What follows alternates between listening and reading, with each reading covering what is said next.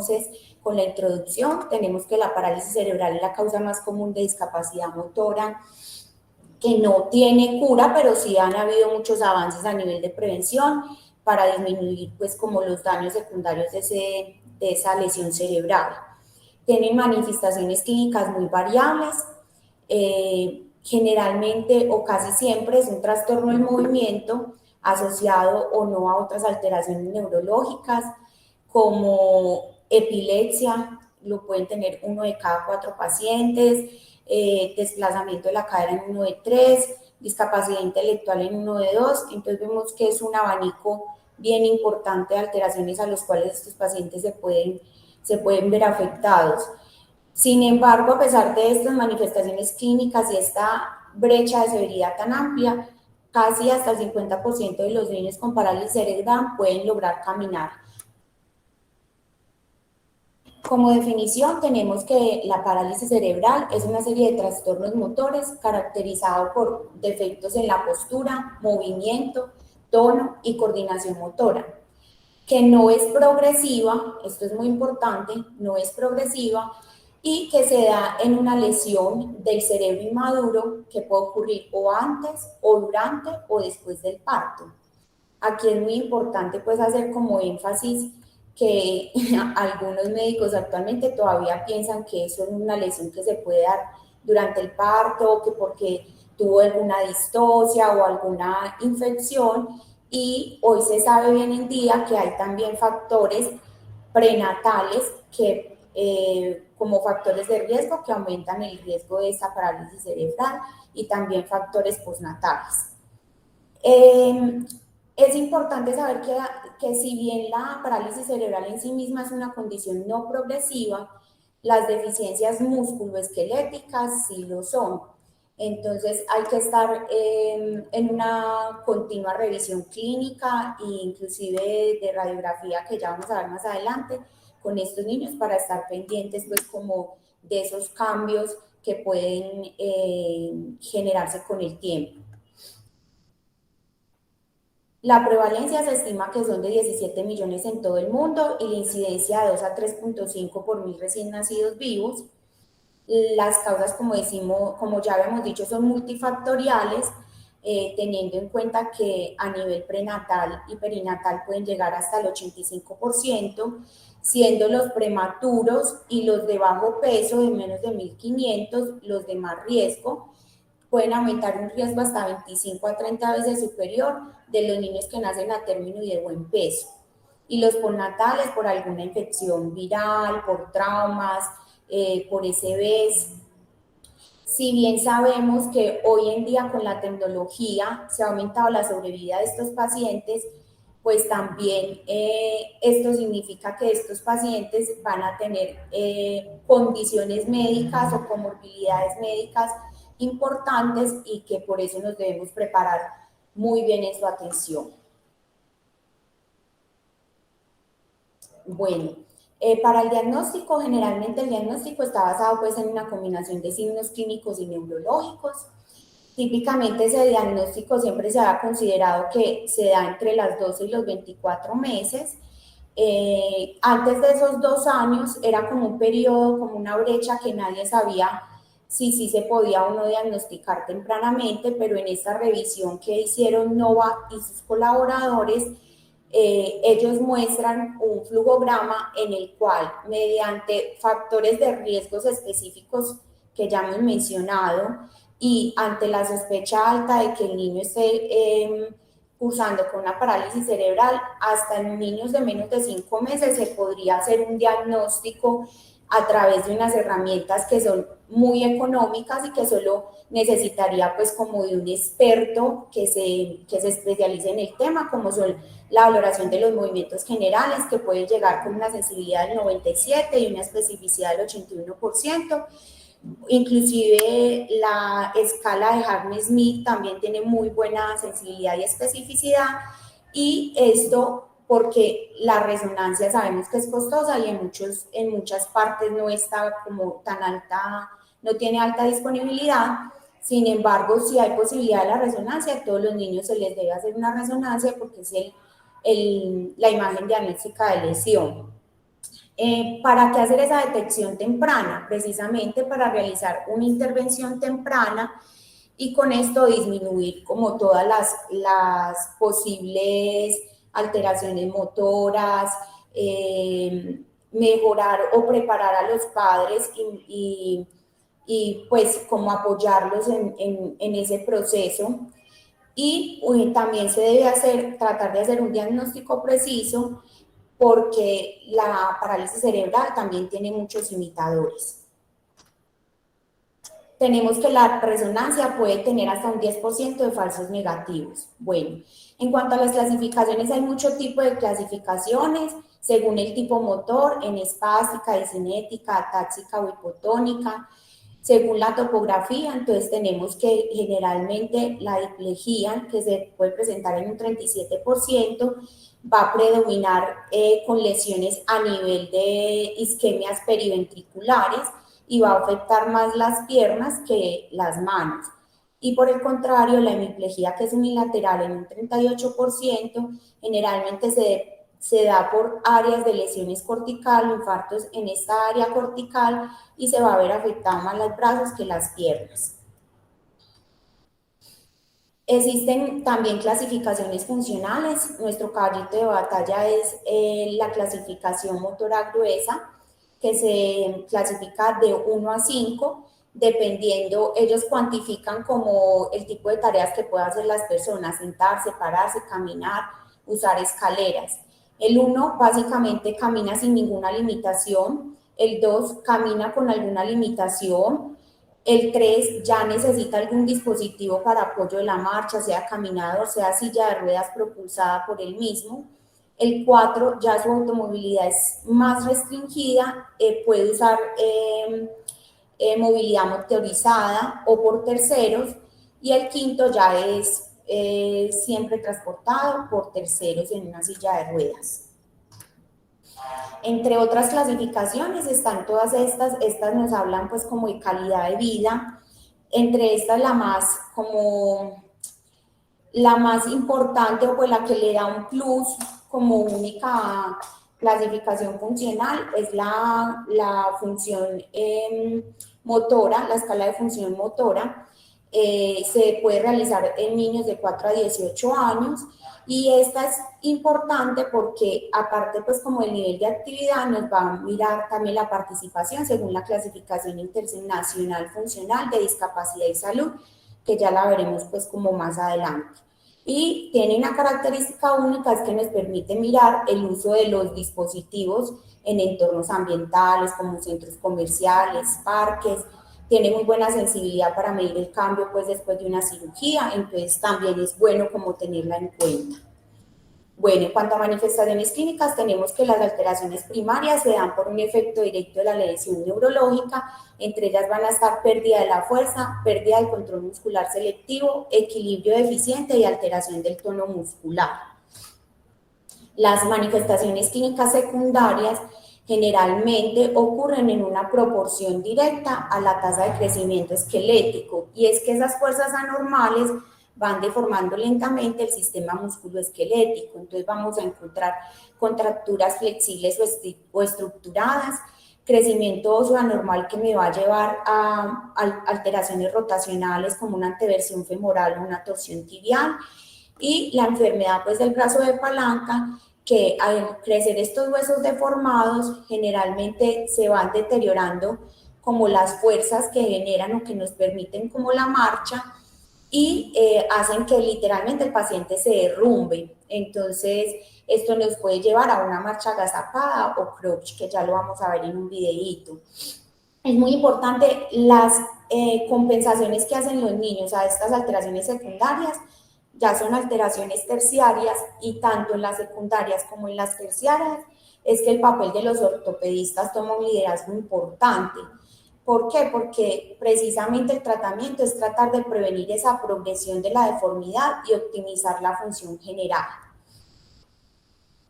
En cuanto a la evaluación, como ya hemos dicho en la historia clínica, hay que hacer pues una historia clínica completa de los datos maternos, qué antecedentes tiene la mamá de mortinatos, abortos, trastornos tiroideos, prenatales, si es un embarazo múltiple, si el niño ha tenido problemas de crecimiento intrauterino o infecciones, perinatales, dentro de lo más importante la prematuridad y el bajo peso, como ya habíamos mencionado, y los postnatales como la hiperbilirubinemia, el traumatismo craneal o cualquier infección pues, del sistema nervioso central. En el examen físico se debe hacer un énfasis en valorar la marcha. Esta puede ser de forma observacional en nuestro medio que de pronto no contamos con estas formas automatizadas de la marcha que hoy en día están pues como de boga o muy llamadas a usar. Esta se debe valorar con ortesis y sin ortesis en caso de que el niño la use. Se debe valorar el tono muscular, las contracturas, cómo le va al niño con las ortesis y el control motor selectivo. Entonces, en cuanto a esta valoración, la evaluación neurológica es muy importante. Hay que definir qué tipo de tono tiene el paciente, pues ya que sabemos que los tonos mixtos o las hipertonías mixtas que son llevadas a cirugía pueden tener como no tan pues como mejoras en esos posoperatorios. Entonces, es importante definir si es un tono mixto y cuantificar pues como la gravedad o si es una espasticidad pura, ya que sabemos que la espasticidad es la resistencia pues intrínseca del músculo a la elongación dependiente de velocidad. Sabemos que si valoramos la espasticidad rápido, antes el niño va a poner más resistencia, entonces se debe hacer de forma lenta.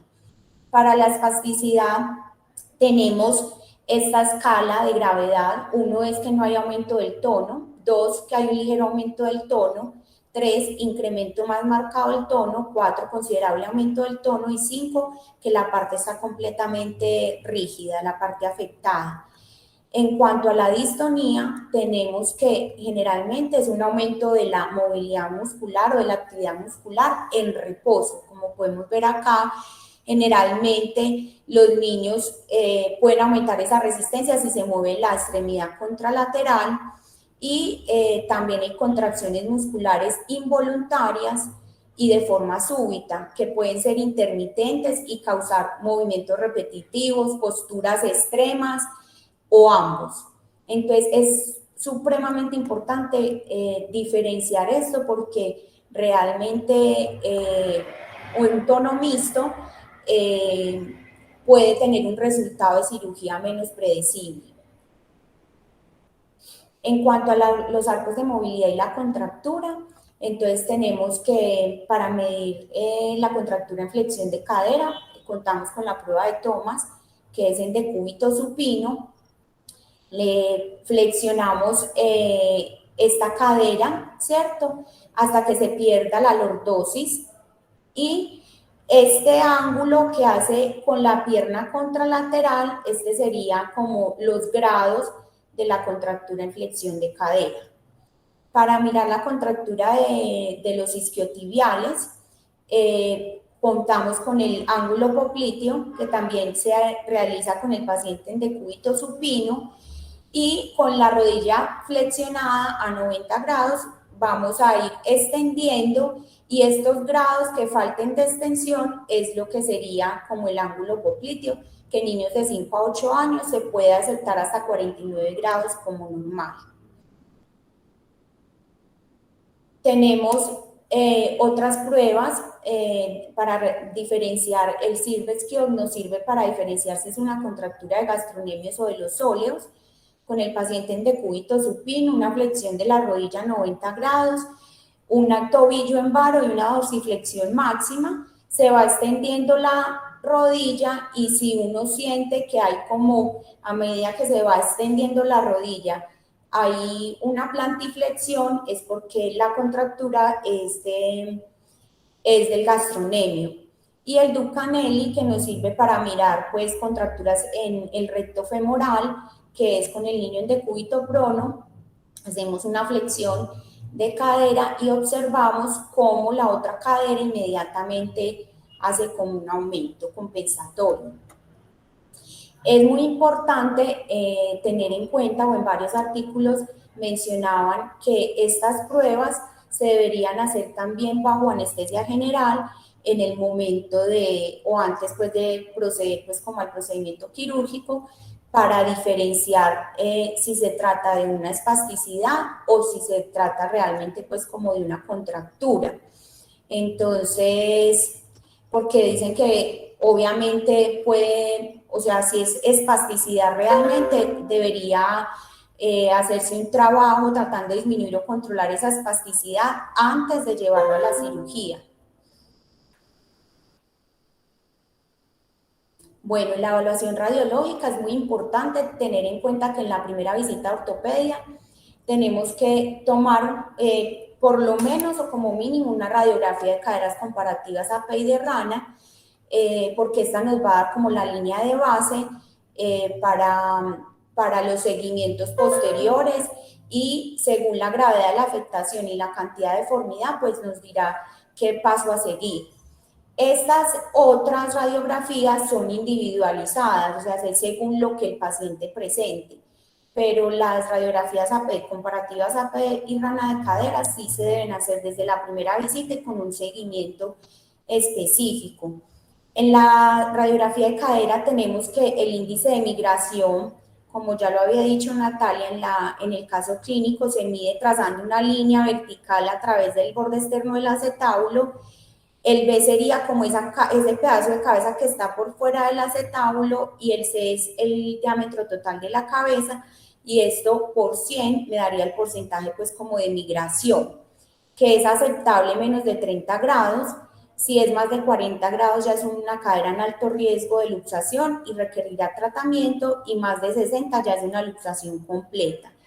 Y el índice acetabular para medir pues displasia acetabular, que es la línea H a través del cartílago trirradiado y formando un ángulo también con ese borde acetabular, que es normal en adultos menor de 20, en niños menores de 5 años de 25, y si este ángulo está más aumentado por encima de esos valores, quiere decir que puede requerir un abordaje a nivel, pues, cuando vayan a intervenir del componente pélvico. Generalmente, como los seguimientos de las caderas, el gross motor 1 y 2. ¿Por qué? Porque el 1 y o sea, como la clasificación funcional también se asocia a la posibilidad de luxación y displasia de cadera. Entonces, en un gross motor 1 se ha dicho que apenas hasta del 0 a un 1% pueden tener luxación o displasia, mientras que en el 5 casi el 90% de los pacientes pueden tener displasia. Entonces, en estos se hace una radiografía de los 2 a los 4 años en el gross motor 1 y 2 y el seguimiento ya lo dictará la clínica si uno observa pues que le está doliendo mucho, que hay limitación para la abducción o para los rangos de movilidad. En cambio, en el 3, 4 y 5 se debe hacer una radiografía cada año o cada 6 meses, dependiendo de la condición del paciente, hasta los 8 años y cada 2 años hasta que llegue a la madurez esquelética, siempre y cuando ese índice de migración sea menor de 30. Tenemos que en el Congreso Internacional de Fisiatría hablaron mucho de esta APP, entonces no quería dejar pasar esto porque uno muchas veces tiene dudas de si pues es momento de mandar una radiografía o no de control. Esta APP la realizaron médicos especialistas en parálisis cerebral y ustedes la pueden bajar, yo ya la he usado, es muy fácil. Aquí tiene pues como las opciones y aquí como en calendario de vigilancia de la cadera simplemente es poner la edad y la clasificación del gross motor y él te dice como cada cuánto. Esto no quiere decir que esto reemplace ni la clínica ni la valoración que uno haga radiológica de los pacientes, pero puede ser una ayuda. Entonces no quería dejar pasar sin mostrarles esa APP. En cuanto a la cadera, tenemos que las modalidades de manejo no quirúrgicas se deben centrar pues como en fisioterapia, tratando de mantener los arcos de movilidad. Se puede realizar o se dice que la toxina botulínica, cuando hay una contractura aquí, por ejemplo en este paciente que tenía ahí como ya en patrón de tijera de los aductores, ponerles toxina botulínica para mejorar esa espasticidad y mejorar la amplitud, pues como el movimiento y permitir que los niños toleren inclusive mejor los cambios del pañal, porque esto se hace muy difícil para las mamás. La toxina botulínica combinada con fisioterapia mejora la función de caminar, ya vamos a ver eso en una revisión sistemática que se hizo. Y la toxina botulínica más terapia ocupacional puede mejorar la función de la mano, entonces es como una luz verde para usar toxina siempre y cuando el niño lo tenga indicado, que tenga una espasticidad severa, que le esté impidiendo, que le esté limitando su calidad de vida, que le sea difícil a los cuidadores cambiar los pañales, por ejemplo. Entonces es importante. En esta imagen vemos un niño con parálisis cerebral tetrapléjica de 7 años, con una subluxación progresiva de ambas caderas, ahí se ven unas cosas valgas, una displasia acetabular. Entonces, generalmente el manejo, si es en niños menores de 8 años, se prefiere liberar tejidos blandos con alargamiento de aductores y psoas ilíacos y según considere el cirujano ortopedista, osteotomías bilaterales de desrotación en varo y osteotomías pélvicas. En los mayores de 8 años, con un índice de migración superior a 40%, o en todos los niños con un índice de migración superior al 60%, se debe hacer reconstrucción de la cadera con una osteotomía de acortamiento en varo femoral, una osteotomía pélvica y también alargamiento de los aductores. Pero, por ejemplo, en este paciente de 17 años, en una cadera que ya está esqueléticamente madura, el tratamiento es mucho más desafiante porque los resultados quirúrgicos cuando se intervienen ya estos chicos no son tan óptimos. Y por los cambios degenerativos crónicos, que vemos que aquí está perdido completamente este espacio articular en esta cadera derecha, esto hace que los resultados puedan ser más desalentadores porque a pesar de la cirugía pueden persistir con dolor y dolor crónico. Entonces, generalmente en estos pacientes el tratamiento sí es mucho más desafiante. En cuanto a las rodillas, tenemos que las causas más comunes de dolor pues, de rodilla en parálisis cerebral incluyen una rótula alta que se puede valorar por el índice de Salvati, que mide la longitud del tendón rotuliano y traza una línea a través de la longitud máxima de la rótula. O sea, esta longitud dividida a esta no puede ser más de 0.8 a 1.2. ¿Y qué pasa generalmente cuando ocurre eso? Que se genera como un sobreesfuerzo de ese tendón, se empieza a enlogar y eso me puede dar fracturas por estrés, como vemos acá, y eso llevarme inclusive a una contractura en flexión ya irreductible. Entonces, frecuentemente estas fracturas se pueden pasar pues, por alto y no se tratan. Y lo peor de todo es que, de todas formas, como el desequilibrio muscular, de tono que hay en la parálisis cerebral, la contracción muscular de agonistas y antagonistas, eso puede hacer que me lleve a que el niño se vaya agazapando más, vaya perdiendo marcha y ya quede sin poder pues como generar marcha por sí solo. Bueno, en cuanto a las rodillas, vamos a ver. No me deja ver acá. Ve. No me deja reproducir el video. Pero entonces tenemos que la marcha agazapada, que era lo que íbamos a ver en este video, a menudo es una progresión natural de la marcha en los niños, pues, ambulatorios en parálisis cerebral. Y esa marcha agazapada generalmente se da por una falta de coordinación entre la flexión plantar y la extensión de la rodilla. Entonces, como la rodilla se mantiene flexionada, lo que hace que la fuerza de reacción a piso caiga no por delante, sino por detrás de la rodilla. Entonces, en estos niños nosotros podríamos utilizar como opción no quirúrgica una ortesis tobillo-pie con reacción al piso para ayudar a lograr esa extensión de la rodilla, aunque estas órtesis a veces no son tan bien toleradas, pero es una opción y en el niño que lo tolere, pues sería muy buena opción. Y la intervención quirúrgica, que consiste básicamente en una osteotomía de extensión femoral distal y si hay rótula alta, avance y transferencia del tendón rotuliano, es como la intervención quirúrgica, pues como de elección en estos chicos. O sea que los videos no me van a reproducir.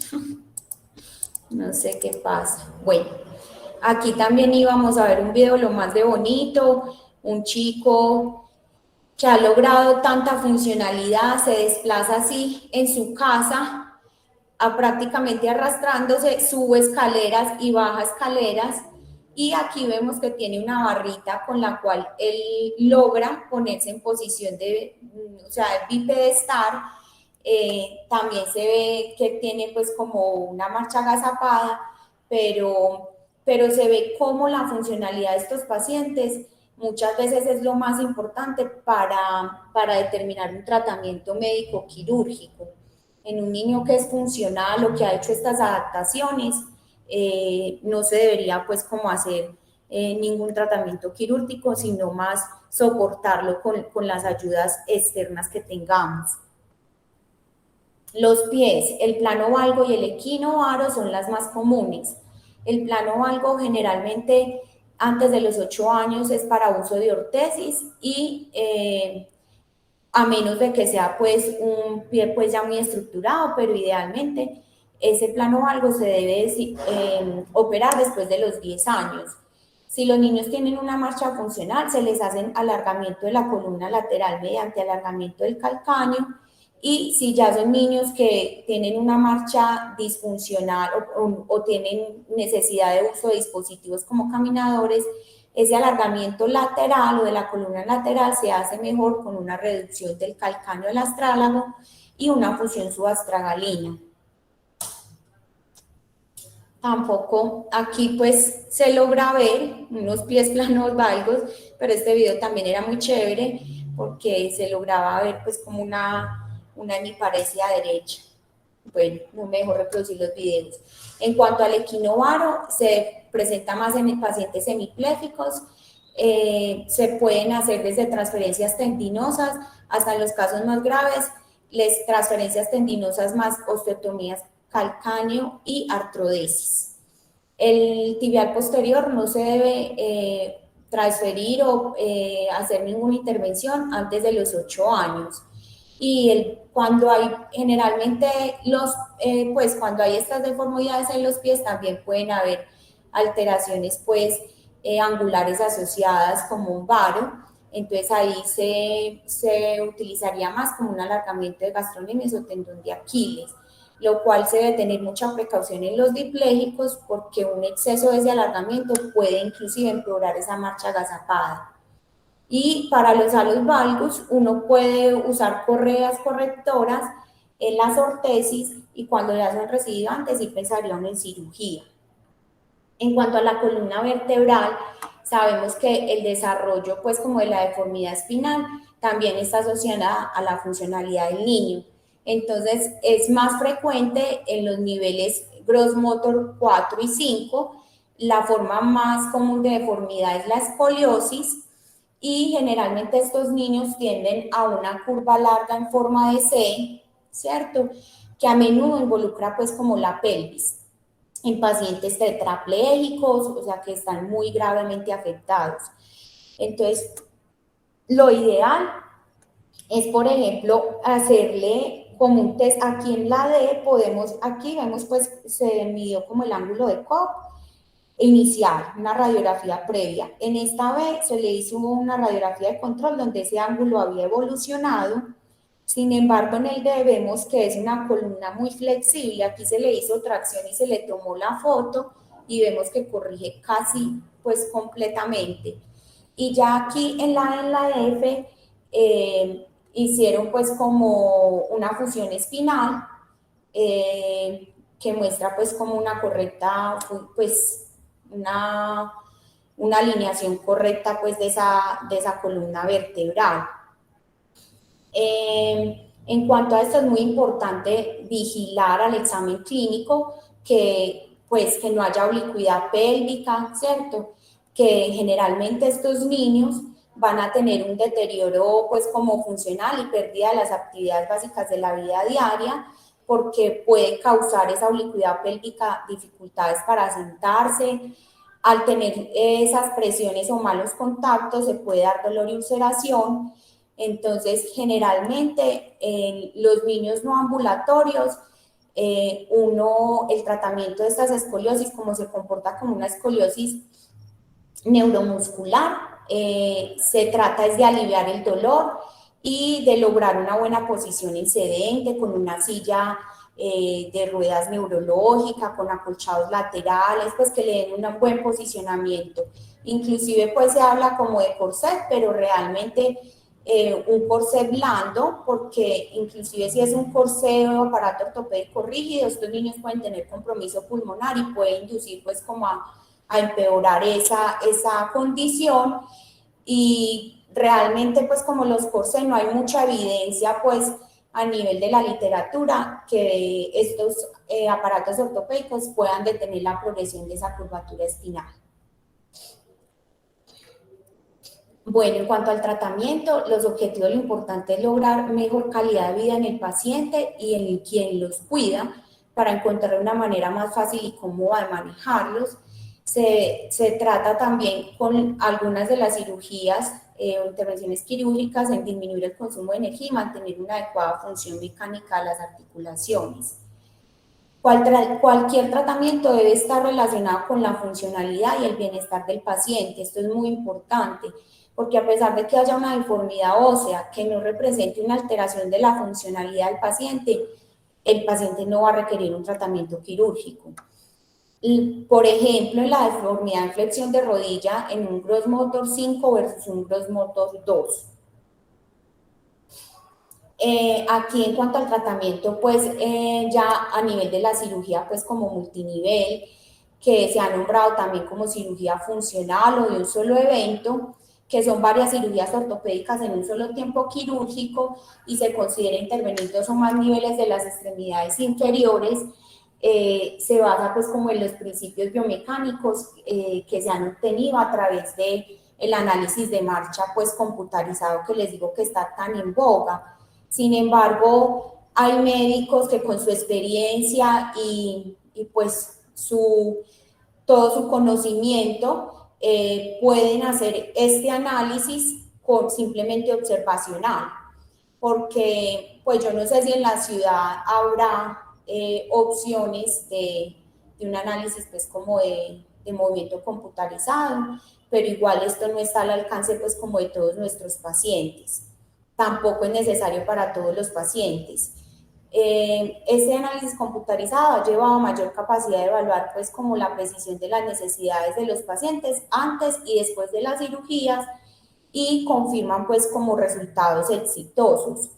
Lo que más han demostrado pues al hacer cirugías previo análisis de marcha es que mejoran la función de la marcha hasta 5 años después.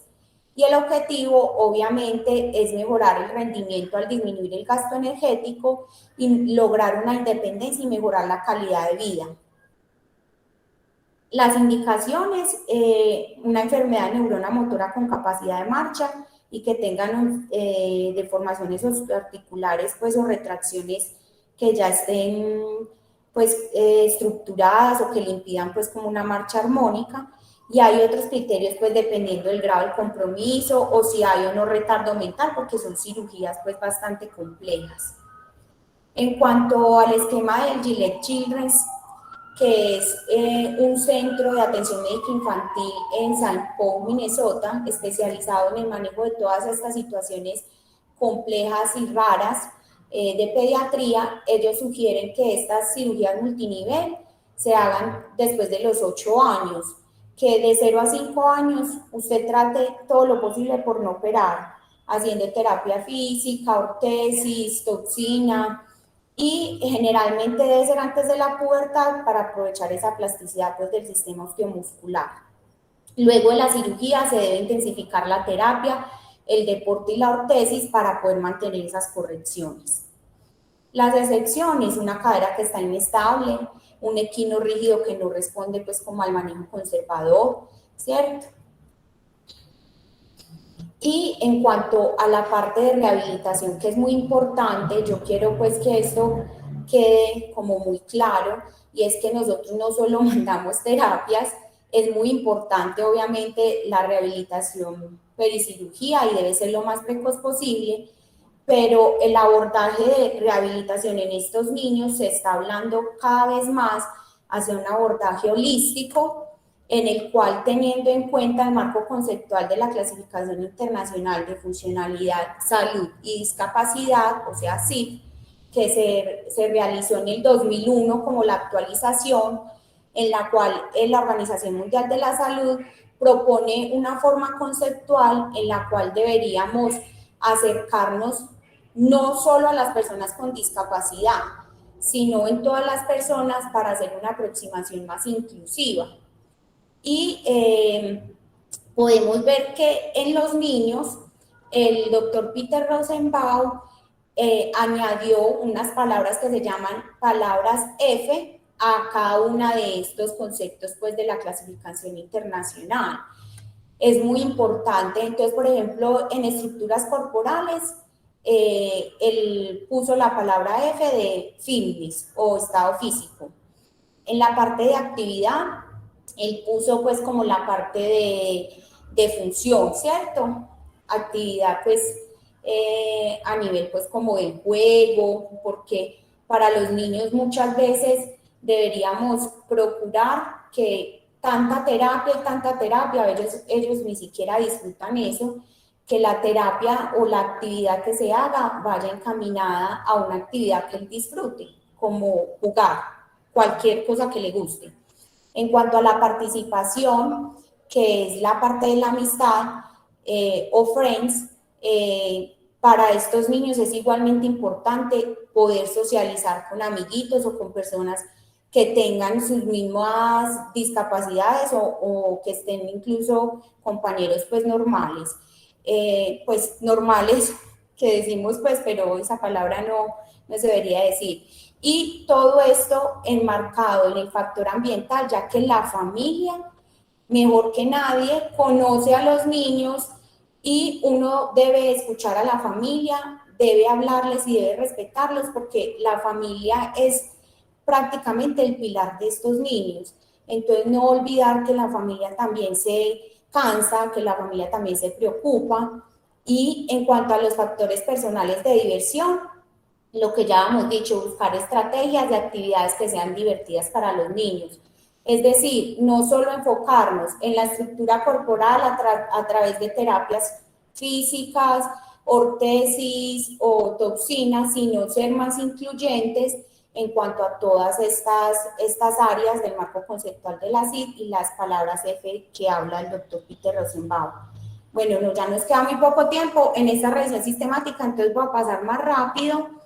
Se hizo una revisión sistemática por el grupo de Novak para mirar pues como las intervenciones en parálisis cerebral y se valoró pues por Gray, por la categoría OSFOR y por como los semáforos. De estos 24%, entre esos la toxina, las ortesis o los yesos, el entrenamiento físico, la vigilancia de la cadera y la terapia ocupacional, más la toxina, fueron verdes, o sea, hazlo. 70% fueron en amarillo, entonces los cuales estas medidas deben hacerse monitoreos para mirar el progreso, y el 6% rojo parar, pero entonces solo voy a mostrar como lo de ortopedia.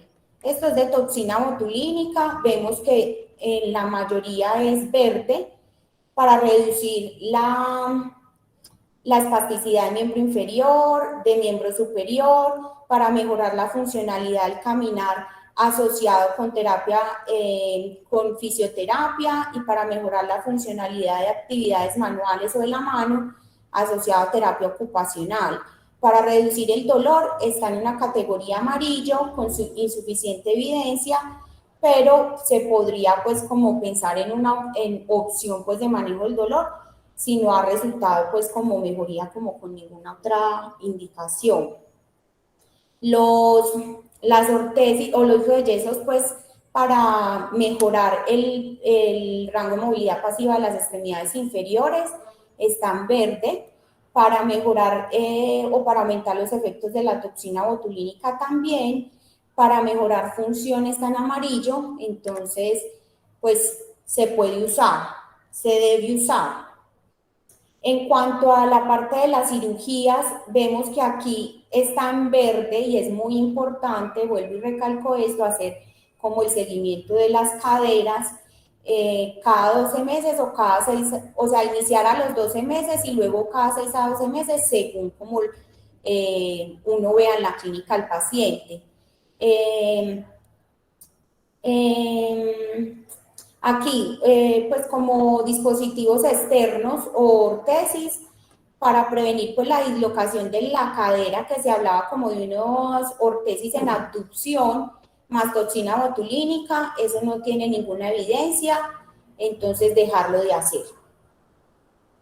Y para la cirugía multinivel, para mejorar pues como la movilidad funcional a largo plazo, está en amarillo, y la parte del fitness o training o actividad física que ya hemos hablado está en verde. Como conclusiones, pues tener en cuenta que el abordaje de estos niños debe ser un abordaje interdisciplinario y debe contar con un manejo conjunto de varias especialidades, de ortopedia infantil, de fisiatría, neurocirugía, pediatría, trabajo social, psicología. Se deben evitar las cirugías pues a edad temprana, se debe reconocer el tono aumentado y tratarlo oportunamente, y se debe hacer una estrella vigilancia y una observación clínica de estos pacientes antes de llevarlos a cirugía, porque solo como el tiempo, la evolución de estos niños nos van a dictar las pautas para seguir más adelante. Y el objetivo es que les quede como de conclusión principal, es que el tratamiento de estos niños no debe centrarse solo en una deformidad específica, sino ver al niño como un todo, pues en un intento como de mejorar toda la parte funcional general de ese niño. Bueno, muchas gracias.